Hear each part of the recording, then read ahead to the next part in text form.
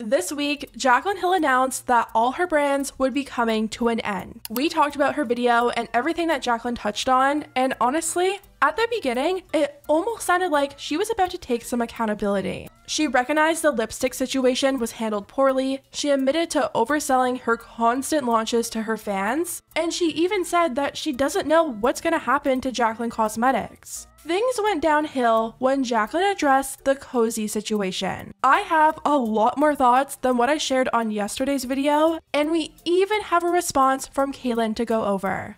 It's a mess, so let's get into it.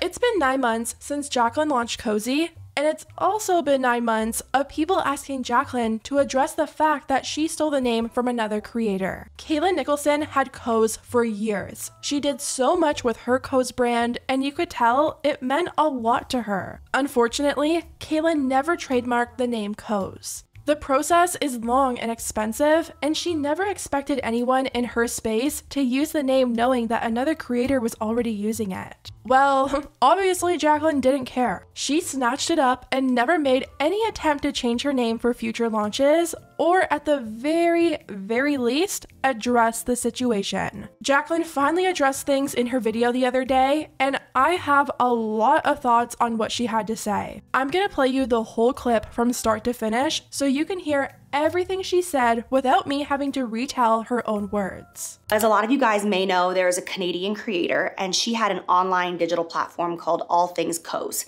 And Koze was spelled the same way as my brand, Koze. So at the time, I hired a trademark attorney to make sure that whatever name my team and I came up with for my brand was gonna be able to be used legally. We came up with over 100 different names. Everything was taken. We created names from scratch, taken. Everything was trademarked until we came up with the name Koze, spelled K-O-Z-E. My attorney told me, trademark is open. It's all yours. Great. Where I personally messed up as an owner, as a founder, as a CEO, was not doing my own due diligence on the social media side of things. I was not made aware that there was a smaller Canadian creator with an online platform that had that exact same spelling within the brand name. Until we had placed an order for everything, for the blankets, for the robes, for the pajamas, for the socks, for the slippers, and then that's when I was made aware of the spelling being the same. The second that I was made aware of the situation, my team and I reached out to her directly to try to make this right, and we never heard back from her. And I completely understand why, because I would be pissed off if I was her as well. All right, the situation sucks. I'm just giving you my perspective of what happened behind the scenes of the camera. Just over a minute. Jaclyn Hill took just over a minute to address her ruining another creator's brand, her livelihood, her business, her time and money that went into legal fees just to talk to lawyers, not to mention the stress it caused her. Jaclyn couldn't even say Kailyns' name. She ruined someone else's brand, and she couldn't even bother to say Kailyns Nicholson. She couldn't even say, hey, I'm sorry, Kailyns, for not doing my research and seeing that you had a brand name Koze, and I'm really sorry for the stress it may have caused you.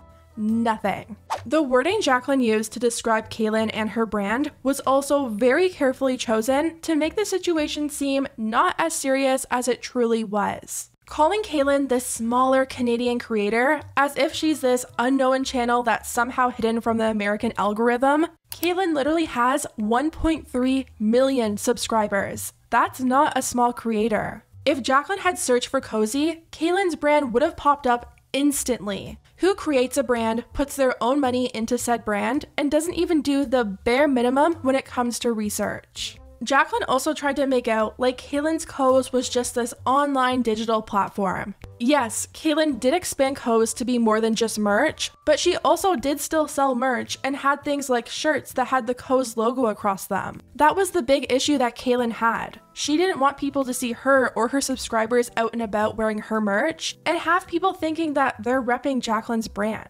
Saying it's just an online platform is just her trying to make the situation seem like it's not as serious as it really was to her. Jaclyn ended off her poor excuse of an explanation by claiming that she's reached out to Kailyns and Kailyns never responded, so I guess she just didn't bother taking any action. When I heard Jaclyn say this, I initially thought that maybe Jaclyn only reached out to her after Kailyns said that she was walking away from the situation and rebranding, and maybe Kailyns just didn't want to give any more energy to the situation, so that's why she never responded. Well, Kailyns finally spoke out about Jaclyn's video, and it sounds like Jaclyn isn't telling the truth.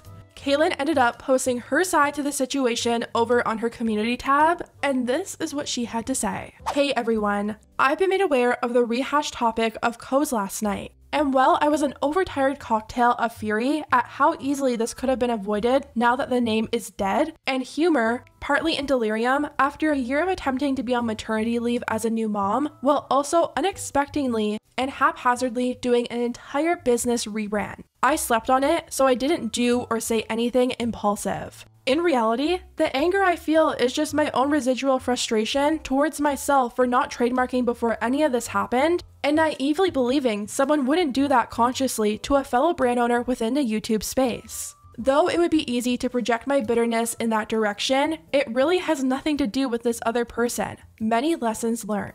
My point of posting this, however, comes from the fact that none of my inboxes across my email, personal info inquiries, and direct business or social media platforms have had any form of contact in attempt to reach out about this misunderstanding. I'll give the benefit of the doubt that I could have somehow missed the message, but I'm not finding or seeing anything anywhere. I'm on a social media app detox this month, otherwise I'd be posting this to my Instagram or TikTok. If I'm honest, a very frustrated and annoyed side of me wants to stitch together a lot of inconsistencies in the narrative now versus a few months ago when the brand dropped and show a dive into my empty inboxes. But again, that would just be projected hurt energy and tossing myself further into the icky cocktail of digital drama. I know it won't do my karma any good, and anything further than typing this would be a waste of my limited free time and energy. I just wanted to at least state that I never received any form of contact and that I will now be going back to my relaxing thoughts. What a year. 9 months actually. Thank you so much for your support through it all. Cheers, Kailyns.